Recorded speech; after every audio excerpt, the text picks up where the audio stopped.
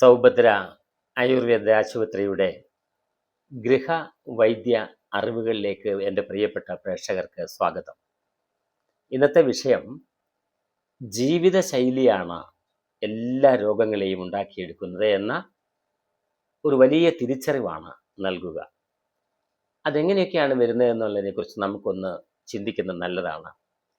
ഈ വീഡിയോ തുടങ്ങുമ്പോൾ തന്നെ ആദ്യം ഇത് കേട്ടേച്ച് നിങ്ങൾ കട്ട് ചെയ്ത് എഴുന്നേറ്റ് പോകരുത്. മറിച്ച് കുറച്ച് കാര്യങ്ങൾ കേൾക്കണം. നിങ്ങൾ അത് നമ്മുടെ ജീവിതത്തിൽ എങ്ങനെ പ്രാവർത്തികമാക്കാൻ പറ്റുമോ എന്ന് ചിന്തിക്കണം. തീർച്ചയായിട്ടും പ്രാവർത്തികമാക്കാൻ വേണ്ടിയിട്ടുള്ള നല്ല ശ്രമങ്ങൾ നമ്മുടെ ഭാഗത്തുണ്ടാകണം. ഒന്ന്, ഉറക്കത്തിന് കൃത്യമായ സമയം വേണം. നല്ലത് രാത്രി 10 മണിക്കെങ്കിലും കിടക്കുക, 4:30 മണിക്ക് എണീക്കുക. വളരെ നല്ലതാണ്. 4 മണിക്ക് എണീറ്റാലും കുഴപ്പമില്ല, എന്നാലും ഒരു 4:30 മണിക്ക് എണീക്കുക. ഉറക്കം, വ്യായാമം, വെള്ളം കുടിക്കൽ, ഇത് മൂന്നും നിർബന്ധമാക്കുക. ഇത് മൂന്നും കുറവ് വരുമ്പോൾ മെമ്മറി ലോസാകും, ഓർമ്മക്കുറവുണ്ടാവും, ദേഷ്യം തോന്നും, എന്തെങ്കിലും ജോലി ചെയ്യാനുള്ള കോൺസെൻട്രേഷൻ കുറയും, പഠിക്കാനുള്ള കോൺസെൻട്രേഷൻ കുറയും. അങ്ങനെ കുറേ പ്രശ്നങ്ങൾ വരും. ഉറക്കം വേണം, വ്യായാമം വേണം, വെള്ളം കുടിക്കൽ വേണം. ഇതാണ് ആരോഗ്യത്തിൻ്റെ ഏറ്റവും പ്രധാനവും അടിസ്ഥാനവുമായ അടിത്തറ. ഓരോ ദിവസത്തെയും ഭക്ഷണത്തിന് ഒരു ടൈം ടേബിൾ വേണം. വെജിറ്റേറിയൻ കഴിക്കാതെ നോൺ വെജിറ്റേറിയൻ മാത്രം കഴിച്ച് ജീവിക്കുന്നത് ശരിയല്ല. ആഴ്ചയിൽ ഒരു ദിവസം നോൺ വെജിറ്റേറിയൻ, അല്ലെങ്കിൽ ബീഫോ ചിക്കനോ ഒക്കെ, 2 ദിവസം മീൻ കൂട്ടാം, ബാക്കിയുള്ള ദിവസം വെജിറ്റേറിയൻ ആക്കാനായിട്ട് നമ്മൾ ശ്രമിക്കണം. ഒരു ടൈം ടേബിൾ, ഏതൊക്കെ സമയത്ത് കഴിക്കണം എന്നുള്ളതിനെക്കുറിച്ച് ടൈം ടേബിൾ. ഭക്ഷണക്രമത്തിൽ ഇലക്കറികൾ നിർബന്ധമാക്കണം. ശരീരത്തിന് ആവശ്യമായ ഇളക്കങ്ങൾ, വ്യായാമങ്ങൾ ഉണ്ടാവണം. ശരീരം വൃത്തിയായി സൂക്ഷിക്കണം. രാവിലെയും കുളിക്കണം, വൈകിട്ടും കുളിക്കണം. പച്ചവെള്ളത്തിൽ കുളിക്കുന്നതാണ് ഏറ്റവും നല്ലത്. വീടും പരിസരവും വൃത്തിയായി സൂക്ഷിക്കുക. നല്ല ചിന്തകൾ മനസ്സിലുണ്ടാവുക. പകല് ദിവസം ആവശ്യത്തിന് മാത്രം ഒരു വിശ്രമം. അത് കിടന്നുറക്കമല്ല. അത്യാവശ്യം നമ്മളൊരു അരമണിക്കൂറോ 1/4 മണിക്കൂറോ വെറുതെ ഇരിക്കുകയൊക്കെ ചെയ്യാം. പക്ഷെ എപ്പോഴും നമ്മുടെ ഒരു നിമിഷം പോലും പാഴായി പോകാതെ സജീവമായിക്കൊണ്ടിരിക്കണം. നിർജീവമാകരുത്, അത് ഓർക്കണം. മിതഭോജനം, ഭക്ഷണം ഒന്ന് കുറയ്ക്കണം. ഭക്ഷണത്തോടുള്ള ആഡംബരവും പ്രൗഢിയും രോഗത്തെ വിളിച്ചു വരുത്തും. എനിക്കറിയുന്ന ഒരാൾ 1 കിലോ ഇറച്ചി വേണം ഒരു നേരം കഴിക്കാൻ, 1 കിലോ മീൻ കഴിക്കും ഒരു നേരം. അങ്ങനെ 3 നേരം കഴിച്ചാൽ അവരുടെ അവസ്ഥ എന്തായിരിക്കും? ഇപ്പോൾ ലിവർ സിറോസിസ് ആയിട്ട് വയറിൽ നിന്ന് വെള്ളം കുത്തിയെടുത്തുകൊണ്ടിരിക്കുക. അപ്പം മിതഭോജനം നമുക്ക് ആവശ്യമാണ് ആരോഗ്യത്തിന്.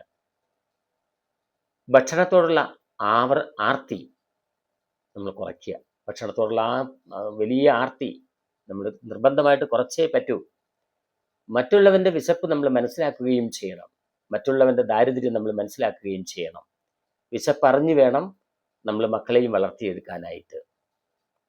മദ്യപാനം, മയക്കുമരുന്ന്, പുകവലി, മുറുക്ക്, ഇതൊക്കെ നമ്മൾ ജീവിതത്തിൽ നിന്ന് ഒഴിവാക്കുക. ഈ മദ്യപാനം കൊണ്ടും മയക്കുമരുന്ന് കൊണ്ടും പുകവലി കൊണ്ടും മുറുക്കൽ കൊണ്ടും എത്ര അധികം രോഗികളാണെന്നറിയോ? മെഡിക്കൽ കോളേജിൻ്റെയൊക്കെ ക്യാൻസർ വാർഡിൽ കഴിയുന്നത്.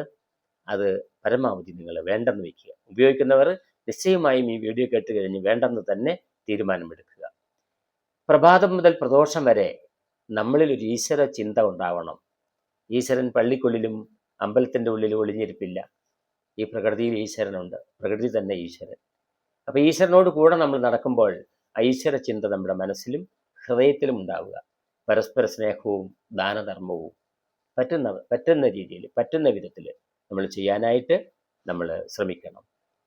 വിശുദ്ധിയിൽ ജീവിക്കണം. നമ്മൾ വിശുദ്ധി കളഞ്ഞു കുളിച്ച് നമ്മൾ ഒരിക്കലും ജീവിക്കരുത്. ഒരു ഹൃദയവിശുദ്ധി നമുക്കുണ്ടാവണം. ആദരവ്, ബഹുമാനം കൊടുക്കേണ്ടതുപോലെ കൊടുക്കേണ്ടവർക്ക് നമ്മൾ കൊടുത്തേ മതിയാകൂ. മാതാ, പിതാ, ഗുരു, ദൈവം എന്നാണ് പറയുക. അപ്പോൾ അവർക്കൊക്കെ കൊടുക്കേണ്ട ആദരവ്, ബഹുമാനം നമ്മൾ തീർച്ചയായിട്ടും കൊടുക്കുക. നന്ദിയുള്ളവരാകുക. നമുക്ക് സഹായം ചെയ്തവരെ നമ്മൾ എന്നും ഓർക്കുക. തിരിച്ചു കൊടുക്കാൻ സമയം നമുക്ക് വൈകിപ്പോയാൽ അവരോട് നല്ല വാക്ക് പറയുക. എത്ര നാൾ കഴിഞ്ഞാലും തിരിച്ചു കൊടുക്കാനുള്ള സംവിധാനം നമ്മൾ ഒരുക്കിക്കൊണ്ടേയിരിക്കണം. നമ്മുടെ മരണത്തിന് മുൻപ് നമ്മൾ എന്തൊക്കെ കൊടുക്കാനുണ്ടോ എല്ലാം തിരിച്ചു കൊടുക്കാനുള്ള കഴിവും സംവിധാനങ്ങളും നമ്മൾ വിനിയോഗിക്കണം. വാക്കുകൊണ്ടും പെരുമാറ്റം കൊണ്ടും വേദനിപ്പിക്കാതിരിക്കുക. ചിലപ്പോൾ നമ്മൾ ഒരു വാക്ക് മതി മുറിവേൽക്കാൻ. പരമാവധി നമ്മൾ വാക്കുകൊണ്ട് പെരുമാറ്റം കൊണ്ട് നമ്മൾ മറ്റുള്ളവരെ മുറിപ്പെടുത്താതിരിക്കുക, വേദനിപ്പിക്കാതിരിക്കുക. വിധേയത്വം പാലിക്കുക. എപ്പോഴും നമുക്കൊരു വിധേയത്വം നമുക്കുണ്ടാവണം. അനാവശ്യ ബന്ധങ്ങളിൽ തെറ്റായ കൂട്ടുകെട്ടുകൾ ഒഴിവാക്കുക. കുടുംബജീവിതം നന്നായി നടത്തുമ്പോഴും ആ കുടുംബജീവിതത്തിന് അപ്പുറത്തുള്ള ഒരു അവിഹിത ബന്ധം അഥവാ വിശുദ്ധമല്ലാത്തൊരു ജീവിതം അത് പാടില്ല. അത് പാടെ നമ്മൾ ഒഴിവാക്കുക. ഒരു കുടുംബത്തിൻ്റെ കെട്ടുറപ്പിനും കുടുംബത്തിൻ്റെ മാന്യതയ്ക്കും കുടുംബത്തിൻ്റെ അടിസ്ഥാനത്തിനുമൊക്കെ അത് വളരെ ബലപ്പെട്ടതാണ് എന്ന ചിന്ത ദമ്പതിമാർ അത് മനസ്സിൽ കൊണ്ടു നടക്കുക. ഇതെല്ലാം നമ്മളെ പലവിധമുള്ള രോഗത്തിലേക്ക് നയിക്കും. അതുകൊണ്ടാണ് ഞാൻ ഇതെല്ലാം പറയേണ്ടി വരുന്നത്. നമ്മുടെ ചുറ്റുവട്ടം മാലിന്യമുക്തമാക്കുക. മാലിന്യമുക്തമാവുക എന്ന് പറഞ്ഞാൽ മലിനമില്ലാത്ത മാലിന്യങ്ങളെ നമ്മൾ തുടച്ചു നീക്കണം. നമ്മൾ കിട്ടുന്ന വേസ്റ്റുകൾ, പ്ലാസ്റ്റിക് കടലാസുകൾ പറമ്പിലേക്ക് എറിയാതിരിക്കുക. ആ വേസ്റ്റ് അവിടെ കിടന്ന് അഴുകി വിവിധ തരം രോഗങ്ങളെ നമുക്കുണ്ടാക്കുന്നു. അപ്പം അതുകൊണ്ട് നമ്മൾ നമ്മുടെ പരിസരം ചുറ്റുവട്ടത്തൊക്കെ വൃത്തി കാത്തു സൂക്ഷിക്കാനായിട്ട് നമ്മൾ പഠിക്കണം. ഓരോ വീടിനും ആവശ്യമായ പച്ചക്കറികൾ, ചെടികൾ, പൂക്കൾ എല്ലാം വെച്ച് പിടിപ്പിക്കുക. വീടിൻ്റെ പരിസരത്ത് 5 സെൻറ്റ് സ്ഥലമുള്ളെങ്കിൽ ശരി, അവിടെയൊക്കെ എന്തെങ്കിലുമൊക്കെ പച്ചക്കറികളോ പൂക്കളോ ഒക്കെ വെച്ച് പിടിപ്പിക്കുക. അത് മസ്റ്റായിട്ട് അത് പിടിപ്പിക്കാനും വളർത്താനും കഴിയുമ്പോൾ നമ്മുടെ കുഞ്ഞുമക്കൾ അത് കാണുകയും അവർ പിന്നീട് അവരത് ചെയ്യുകയും അവരത് കണ്ട് വളരുകയും ചെയ്യട്ടെ. അത് നമ്മൾ നിർബന്ധമാക്കുക. രാത്രി നേരത്തെ ഭക്ഷണം കഴിക്കുക. ഭക്ഷണം കഴിക്കരുതെന്നല്ല, അളവിൽ കുറച്ച് കഴിക്കുക. നമ്മൾ കുറച്ച് പകുതി വിശന്ന് കിടക്കുക. പരമാവധി 7 മണിക്ക് മുന്നേ കഴിച്ചാൽ നല്ലത്. അസ്തമനത്തിന് മുൻപ് കഴിച്ചാൽ ഏറ്റവും നല്ലത്. ഇനി പറ്റിയില്ല എങ്കിൽ പരമാവധി നേരത്തെ ഭക്ഷണം കഴിക്കാനായിട്ട് ശ്രമിക്കുക. രോഗിയാണെന്ന ടെൻഷനും ചിന്തയും വെടിയുക. എപ്പോഴും തോന്നും എനിക്ക് അവിടെ വേദനയുണ്ട്, ഇവിടെ വേദനയുണ്ട്, ഇരിക്കുമ്പോൾ നടുവേദന, നടക്കുമ്പോൾ കാലുവേദന, അനങ്ങുമ്പോൾ കൈവേദന, ഞാൻ എന്തോ രോഗിയാണ്, മാരക രോഗിയാണ്, ക്യാൻസർ ആണോ ആവോ അറിയത്തില്ല. അങ്ങനെ പേടിച്ചു പോകുന്ന ചില അവസരങ്ങളുണ്ട്. അല്ല, അങ്ങനെയുള്ള ആ ചിന്തകൾ നമ്മൾ മനസ്സുകൊണ്ട് വെടിയുക. അസൂയ ഒഴിവാക്കുക. മറ്റുള്ളവരെ കുറിച്ച് എന്തിനു നമ്മൾ അസൂയപ്പെടണം? അവരുടെ വളർച്ചയിൽ നമ്മൾ എന്തിനു അസൂയപ്പെടണം? അവരുടെ വീട്ടിൽ തീ പുകയുന്നത് കാണുമ്പോൾ നമ്മൾ എന്തിനു വിഷമിക്കണം? അവരുടെ വീടിൻ്റെ അഭിവൃദ്ധി കാണുമ്പോൾ നമ്മൾ എന്തിനു വിഷമിക്കണം? നമുക്ക് എന്തുകൊണ്ട് ചെയ്തുകൂടാ? അപ്പോൾ ആ അസൂയകൾ നമ്മൾ വേണ്ട എന്ന് വെക്കുക. നമുക്ക് അധ്വാനിച്ച് എങ്ങനെ ഉയരാൻ പറ്റുമോ, എങ്ങനെ വളരാൻ പറ്റുമോ എന്ന ആശയം മാത്രം നമ്മൾ ചിന്തിക്കുക. ആശയത്തിനായിട്ടായിരിക്കണം ഓരോ ദിവസത്തെയും പകലുള്ള ചിന്തകളും ജീവിതങ്ങളും ജീവിത ചിട്ടകളും ഒക്കെ ആ രീതിയിൽ കടന്നു വരണം. പോസിറ്റീവ് എനർജി ഉണ്ടാവുക, നെഗറ്റീവ് ആകരുത്. പോസിറ്റീവ് എന്ന് പറഞ്ഞാൽ എപ്പോഴും നമ്മൾ ആര് പറയുമ്പോഴും എന്ത് പറയുമ്പോഴും അയ്യോ അതങ്ങനെയല്ല, അത് ചെയ്ത് അത് വെറുതെ വരണതാണ്. നെഗറ്റീവായിട്ടുള്ള എനർജി നമ്മൾ മാറ്റിയെടുക്കുക. കൂടാതെ പഴവർഗ്ഗങ്ങളുടെ ജ്യൂസ്, ചക്കദോശ എന്ത് മനോഹരമാണെന്നറിയോ? ആരോഗ്യത്തിന് വളരെ നല്ലതാണ് ചക്കയുടെ ദോശ. ആ ചക്കയുടെ ചിത്രം തന്നെ ഞാൻ ഫ്രണ്ടിലിടുന്നുണ്ട്. കുറേ രോഗങ്ങളെ, പാൻക്രിയാറ്റിക് ഗ്രന്ഥിയെ സ്റ്റിമുലേറ്റ് ചെയ്യാനായിട്ട്, ഇൻസുലിനെ പ്രദാനം ചെയ്യാനായിട്ട് ഒക്കെ ഈ ചക്കദോശയ്ക്ക് കഴിയുമെന്ന ഒരു വലിയ അറിവ് കൂടി ഈ വേള തരികയാണ്.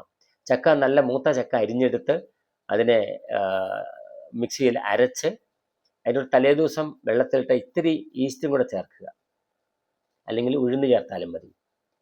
ഉഴുന്ന് വെള്ളത്തിലിട്ടിട്ട് അതിൻ്റെ വെള്ളവും കൂടെ ചേർത്താൽ മതി. ഇച്ചിരി ഉഴുന്നും കൂടെ അരച്ച് ചേർക്കുക അതിനകത്ത്, അധികം വേണ്ട.